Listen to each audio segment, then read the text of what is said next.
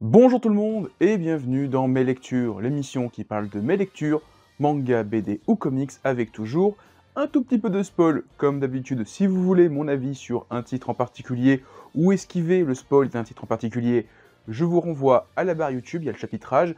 Pareil en description, tant que j'y suis en description, vous avez un lien vers tous mes réseaux sociaux, Twitter, TikTok, Instagram, Discord.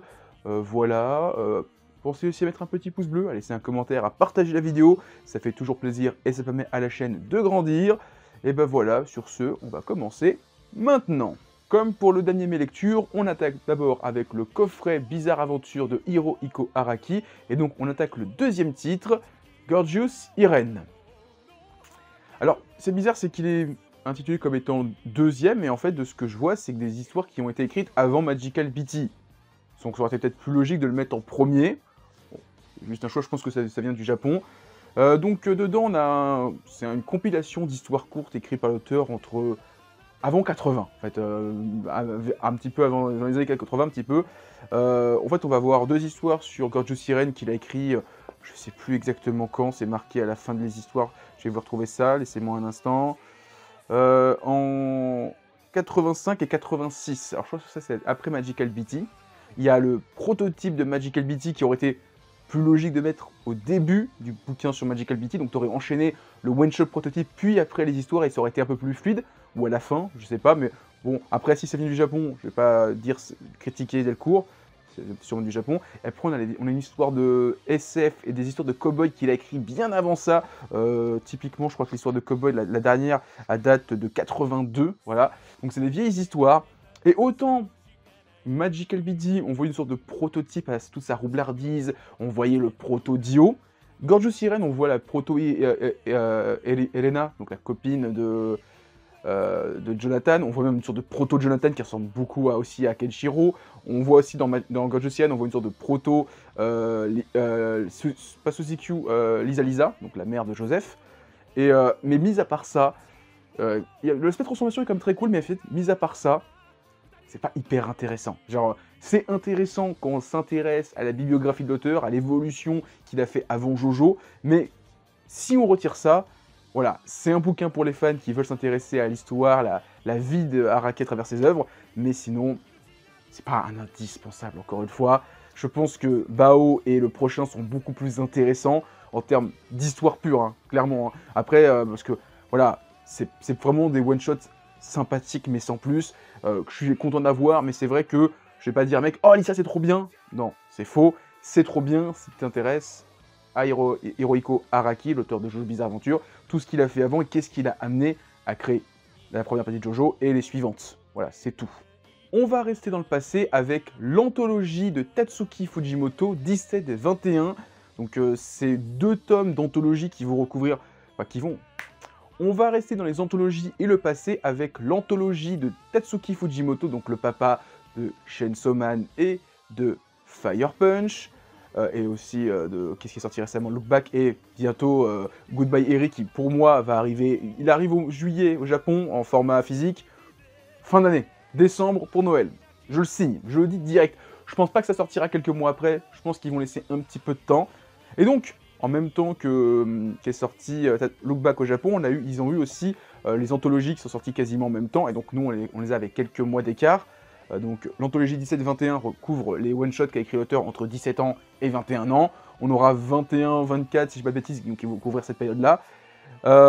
C'est sympa, mais encore une fois, un peu comme Gorgeous Irene, c'est intéressant si on s'intéresse à la bibliographie de l'auteur. Si on n'est pas immergé dedans, on peut passer à côté. Et alors, graphiquement, c'est très particulier parce que j'ai du mal à reconnaître encore la patte graphique de Tatsuki Fujimoto. On sent qu'il se découvre encore. Surtout que sur les 4 one-shots, le style change pas mal. Et je pense qu'il était encore en train de se chercher graphiquement. Même en termes d'écriture, on est quand même sur des histoires qui sont plus proches de la SF que de la fantasy.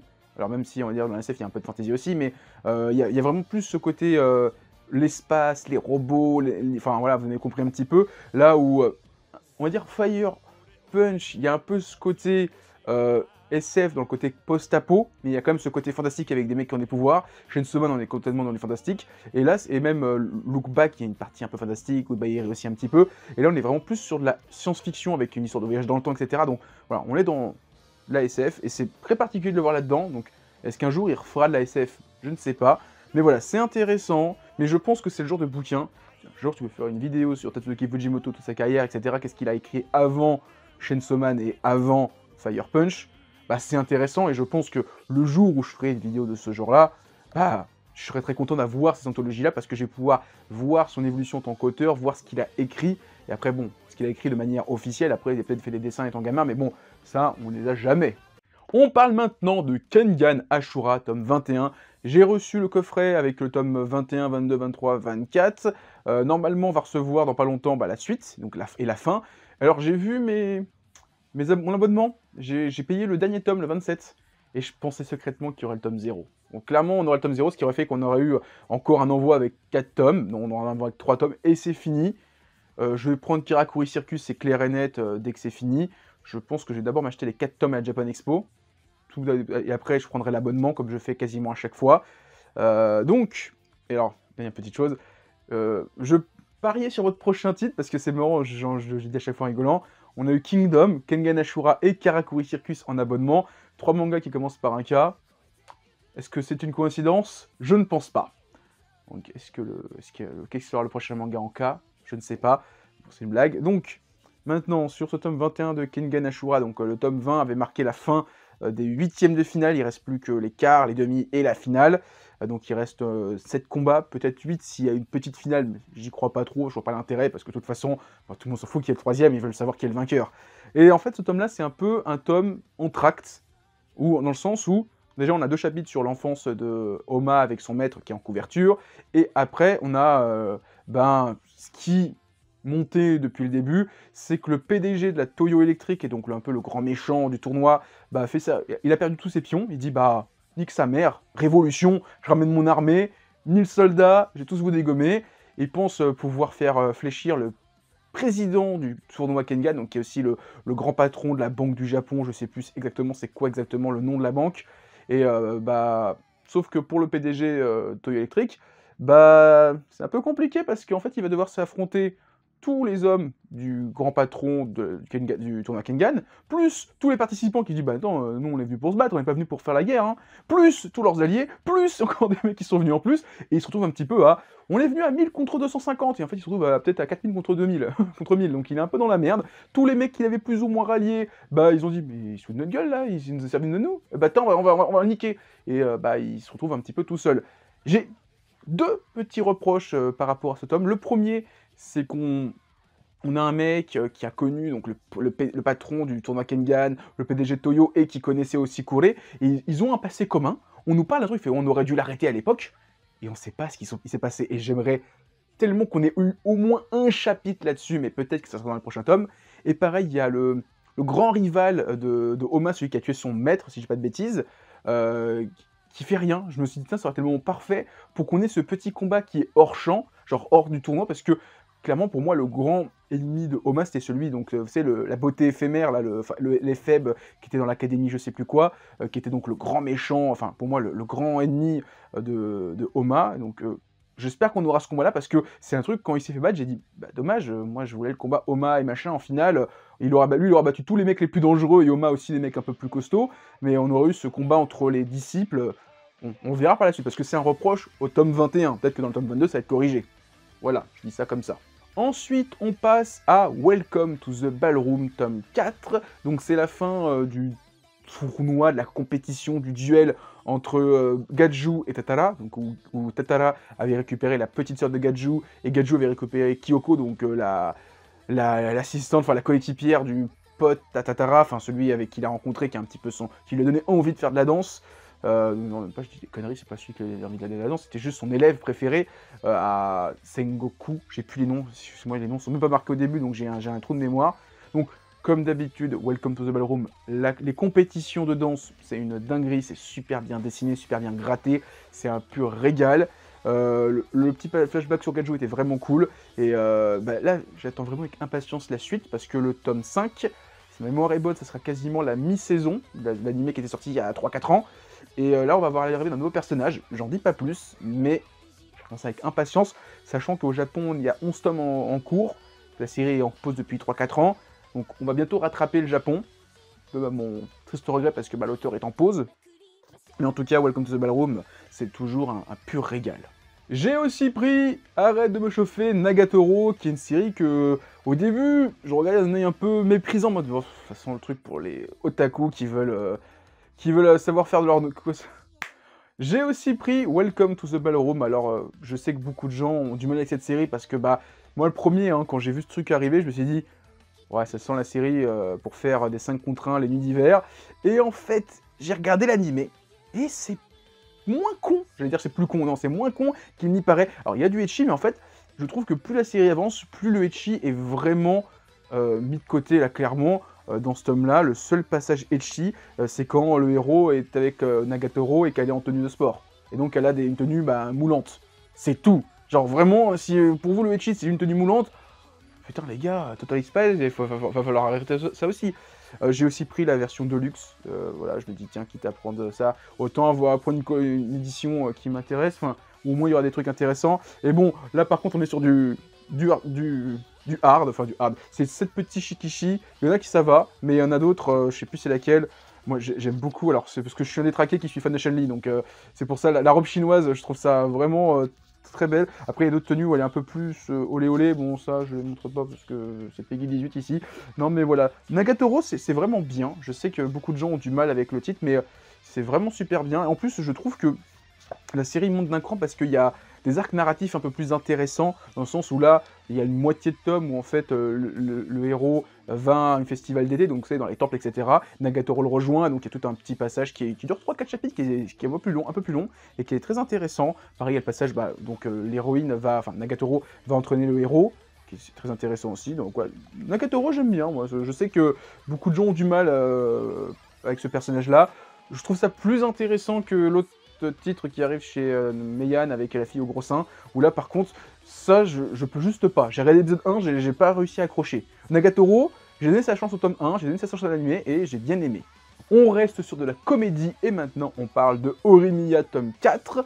Et bien, toujours aussi bien. Alors, il y a beaucoup de passages où j'ai pas trop mémoire qu'il y avait ça dans l'animé, mais bon, il date d'il y a 1 an l'animé déjà pour moi, donc je suis un peu vieux et j'oublie plein de choses. Donc ce tome-là, comme le montre la couverture, c'est l'introduction du père de Kyoko. Donc, qui arrive en mode... Il me fait beaucoup penser au père de Ritoyuki dans To Love Ru, avec ce côté un petit peu débonnaire, les cheveux super longs, on dirait un hippie, il arrive en fumant, il a la barbe de 3 jours, ses enfants, il s'occupe pas de ses enfants, il les connaît même pas, les enfants, il appelle par son prénom, il savent même pas que c'est leur père. Donc je trouve ça vraiment cool. Bah tiens, en parlant de ça, le passage où il y a Miyamura qui dit « Putain, mais attends, son petit frère va devenir comme ça plus tard, oh là, j'ai pas envie qu'il ait une racaille », pour moi, c'était pas dans l'animé. Alors peut-être que ça a été rajouté, mais voilà. C'est sympa, Horimiya, j'ai beaucoup aimé. Pareil, la fin est géniale, c'est vraiment un passage pour moi qui était très marquant dans l'animé, donc pour Miyamura. Donc là, j'ai hâte de lire le tome 5. J'espère qu'on verra le nouveau Miyamura sur le tome 5. J'ai pas encore vu les couvertures du tome 5, mais en tout cas, c'est super bien. Je vous conseille toujours autant Horimiya. To Your Eternity, tome 17, un tome très étrange parce qu'en fait, c'est un peu une sorte de tome conséquence de ce qui s'est passé il y a 3-4 tomes, dans le sens où il m'a ramené tous ses potes à la vie, et là en fait il se rend compte que ses potes ils vivent pas forcément une vie de rêve, dans le sens où il y en a ils ont vécu il y a 500 ans, plus ou moins une sorte d'antiquité au Moyen-Âge, et là ils se retrouvent à l'ère moderne, ils ont du mal à se faire à ce nouveau monde. Par exemple, celui qui avait le casque et qui crachait du feu, il a du mal à vivre dans ce monde-là, et en plus c'est marrant, c'est que il découvre que il est devenu une légende dans un petit patelin du Japon. C'est très drôle. T'as la petite avec sa couronne de fleurs qui a du mal à se faire à ses nouvelles coutumes, à ce nouveau look, qui sait pas écrire. Enfin voilà, il y a tout un délire où on voit maintenant comment ils appréhendent ce nouveau monde, cette nouvelle époque.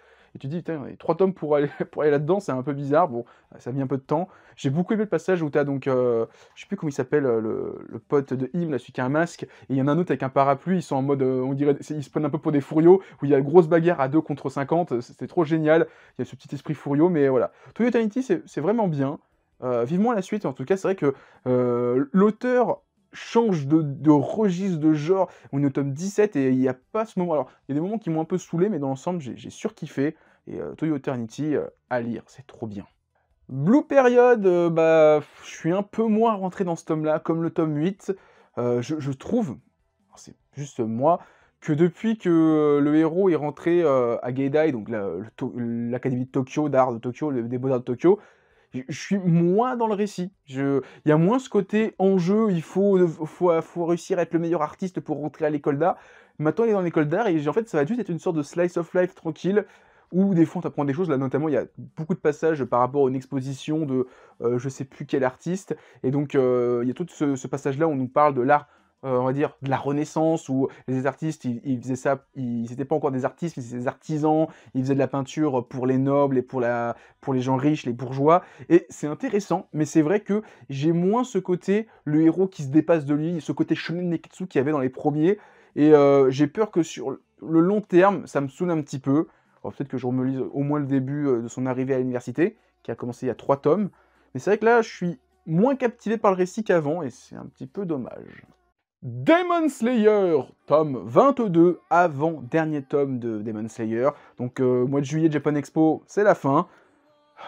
Je suis triste.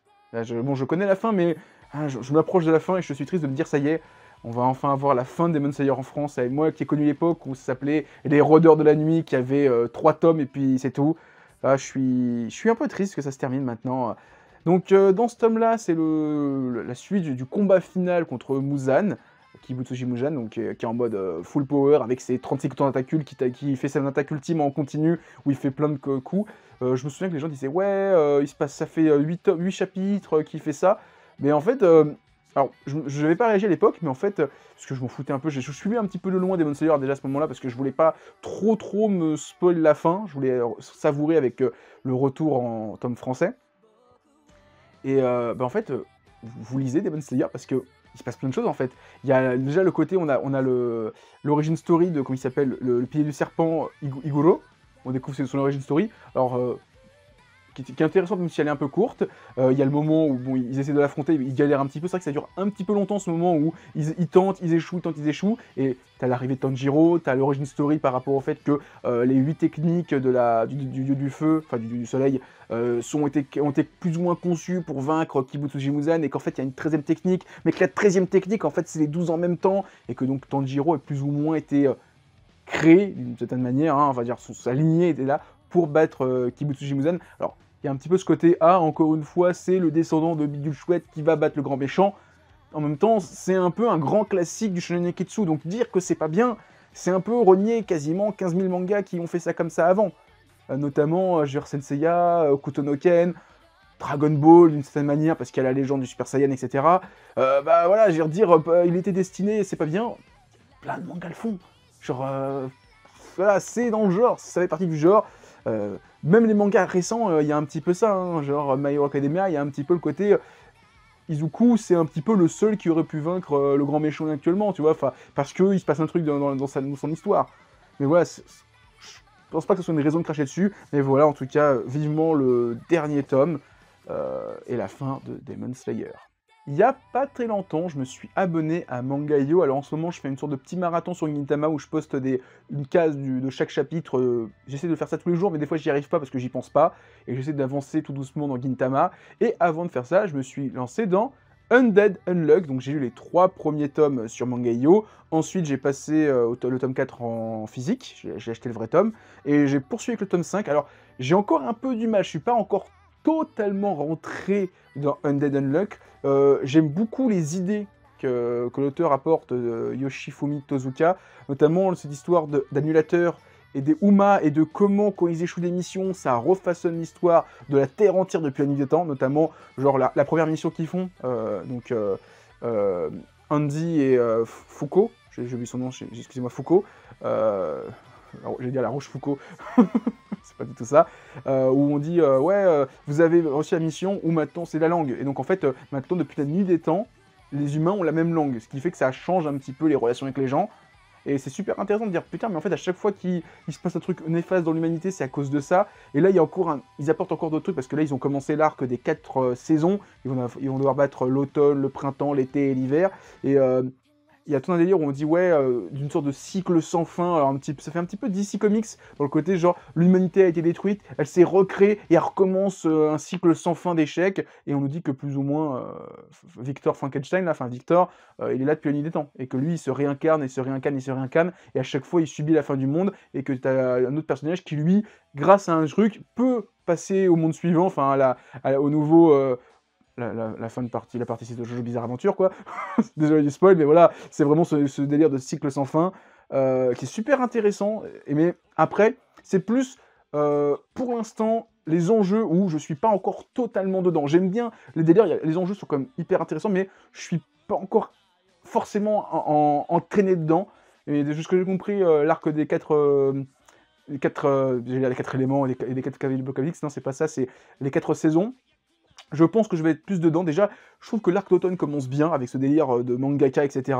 Mais voilà, on verra avec la suite, en tout cas, Undead Unluck. Pour l'instant, c'est mieux que le début. Clairement, ça c'est sûr que les 3 premiers tomes, ils sont pas foufou. Fire Force, tome 23. Donc c'est plus ou moins la fin de l'arc de la récupération du capitaine Obi, qui a été capturé dans le tome précédent. Donc la libération, parce qu'on disait que c'était le grand méchant, etc. Alors que c'est faux. On a, comment s'appelle, la grande princesse Ibana, qui va enquêter sur son église où elle a été adoptée enfant, et qu'en fait on découvre plus ou moins plein de choses par rapport à l'univers de Fire Force. On a Arthur qui part retrouver Excalibur, enfin chercher une nouvelle Excalibur avec de l'obsidienne, enfin, et avec, comment il s'appelle, Héphaïstos, non, c'est pas Héphaïstos, c'est Vulcan. Ils vont partir enquêter et ils retombent sur ses parents. Voilà, super tome qui est un peu là pour révélation, transition sur d'autres personnages. Donc la suite, comme je l'ai dit la dernière fois, moi j'ai lu tout Fire Force. Une fois que je me suis tapé les 22 tomes, je me suis lu la suite en scan parce que j'avais pas envie d'attendre tous les 2 mois d'avoir la suite et d'avoir la fin dans 3 ans. Surtout qu'en plus on m'avait dit la fin elle est oufissime, donc j'ai vu tout lire. Et clairement, j'irai jusqu'au bout parce que la série vaut le coup.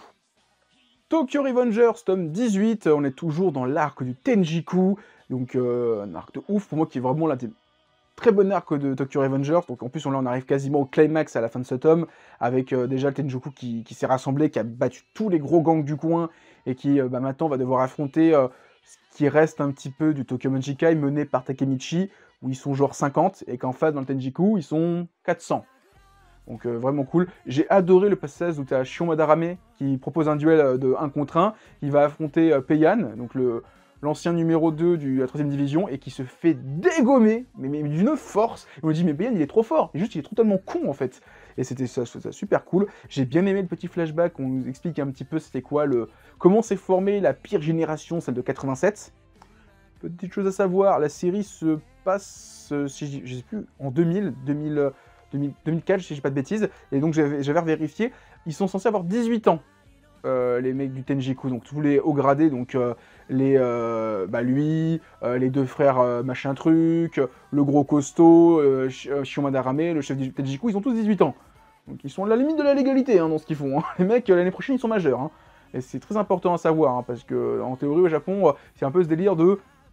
Tu fais ce que tu veux jusqu'à tes 18 ans, après, soit tu deviens Yakuza, soit tu vis une vie normale, tu deviens garagiste, plombier, etc.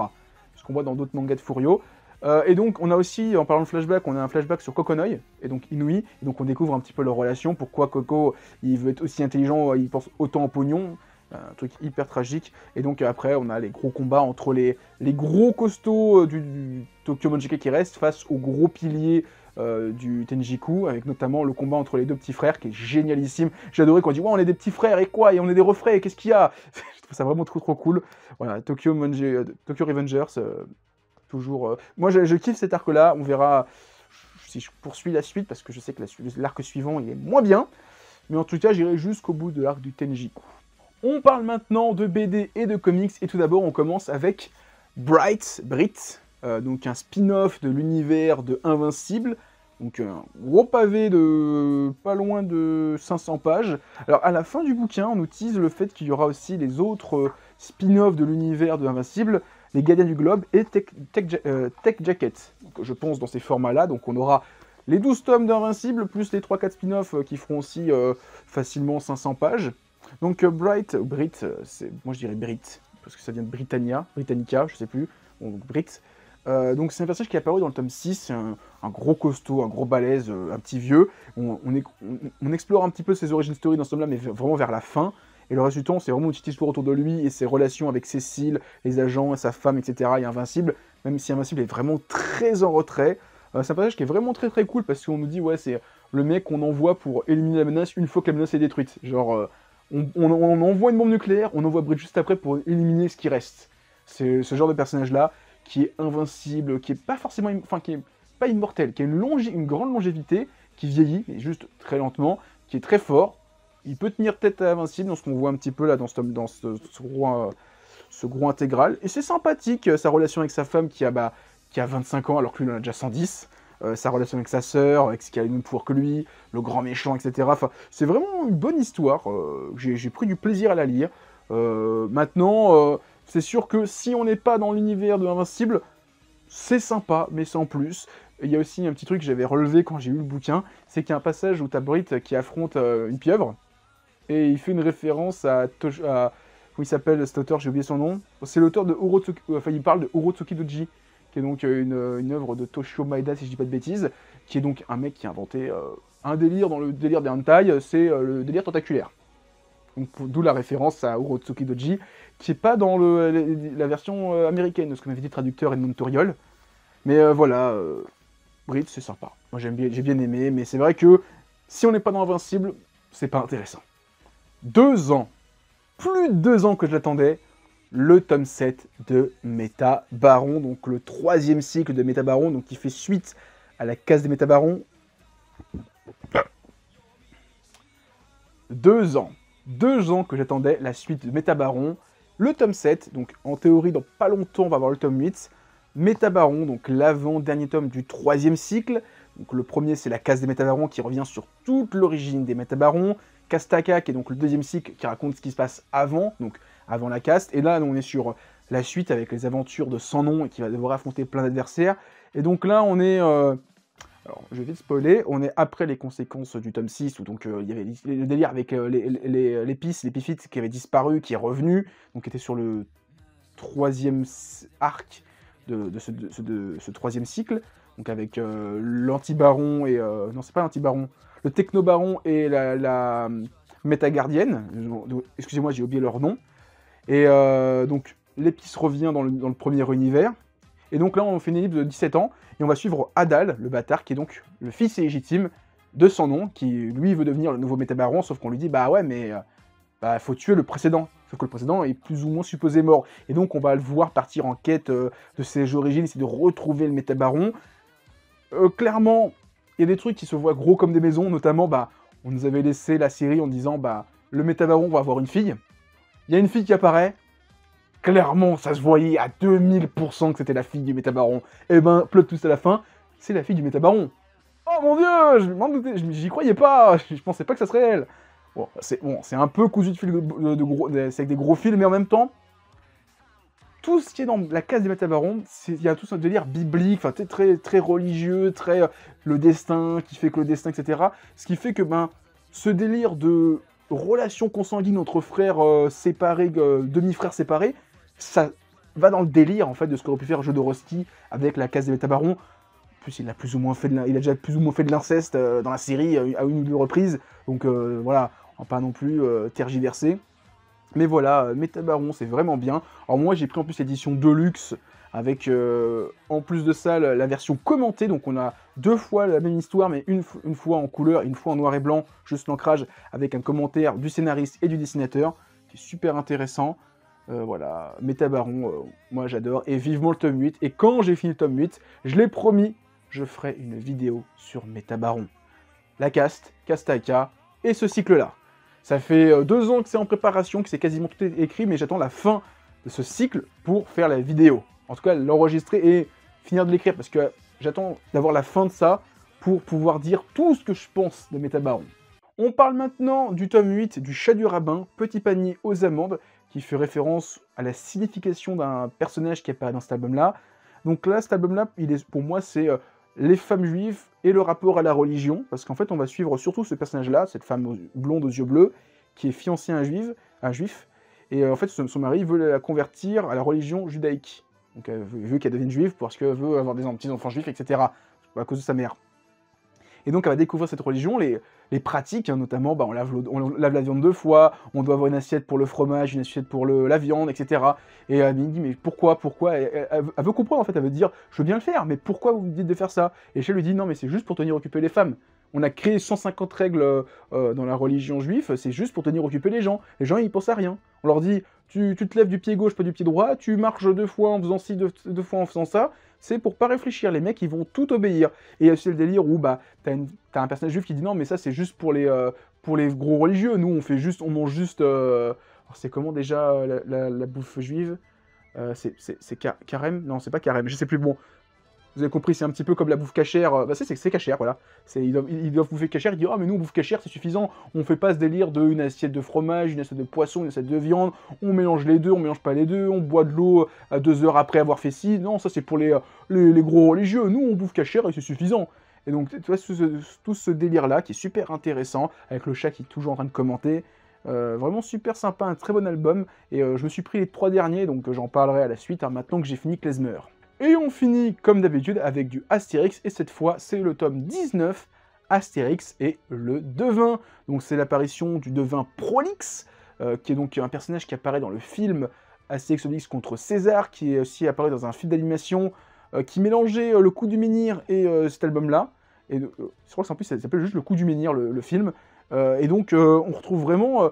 c'est la première fois que je lis l'album, et en fait, on retrouve tout ce qui est dans le coup du menhir, sauf le coup du menhir, dans le sens où Panoramix a quitté le village, donc pendant quelques temps, ce Devin arrive par hasard. Est-ce qu'il avait calculé son coup? On sait pas trop, pendant une tempête, et donc les Gaulois qui sont superstitieux, ils l'écoutent, ils disent « Oui, toi, vous verrez, après la pluie vient le beau temps », ce qui est logique, mais ils disent « Oh, il a dit la vérité, maintenant il fait beau », et dit « Toi, tu seras un grand poissonnier, toi, tu seras un grand forgeron, toi, tu seras riche, toi, tu seras un grand musicien ». Tout le monde fait « Oh, il dit la vérité, c'est trop bien », et c'est vrai qu'il fait « Non mais vous êtes con, il dit juste ce que vous avez envie d'entendre ». Et donc c'est sympa, il y a tout ce côté très... les gens qui... Enfin, il y a vraiment une grosse critique de ce côté... t'écoutes ce que les gens ont envie de te dire, enfin tu penses que le mec il dit la vérité, donc tu l'écoutes un petit peu. Alors si demain je vous dis crois-moi, demain tu vas gagner au loto et que tu penses que c'est vrai, bah voilà, tu vas toujours m'écouter. Tous ces délires de 10 de bonne aventure, vous savez, ces gens qui vous laissent des petits papiers dans vos boîtes aux lettres en disant retour de l'être aimé, tu sais que c'est pas possible, enfin moi en tout cas j'y crois pas, hein. Peut-être qu'il y en a qui y croient, désolé, mais voilà. Très bon album, j'avais un peu d'appréhension par rapport à ce que je connaissais du personnage à cause du film live qui s'appelle Contre César, avec Clavier et Depardieu. Je sais plus qui joue Prolix. Le film d'animation, j'ai mon souvenir avec en plus la résolution, avec le gaz, etc. Mais voilà, un très bon album, j'ai vraiment pris du plaisir. Il y a une blague, je viens d'y penser, où on dit oui, il y a tellement de dieux dans le panthéon gaulois, enfin il y en a des centaines et des centaines, on leur donne des numéros, et notamment le dieu de la Seine, donc le fleuve, c'est le dieu numéro 75. Et quand tu sais que le département de l'île de Paris, c'est le 75, tu souris un petit peu. Voilà, c'est ma petite blague. Donc parce que la Seine traverse Paris, voilà. Mais voilà, Astérix, très bon album, j'ai beaucoup aimé. C'était intéressant. Et donc là, le prochain, c'est la Corse. Je suis très curieux aussi de dire la Corse. Donc voilà, c'était ma vidéo, mes lectures, j'espère que vous l'avez apprécié, si c'est le cas, pensez à mettre un petit pouce bleu, à laisser un commentaire, à partager la vidéo, ça fait toujours plaisir. En description, vous avez un lien vers tous mes réseaux sociaux, et moi maintenant je vous dis à plus, et continuez à lire des mangas. Allez, ciao tout le monde!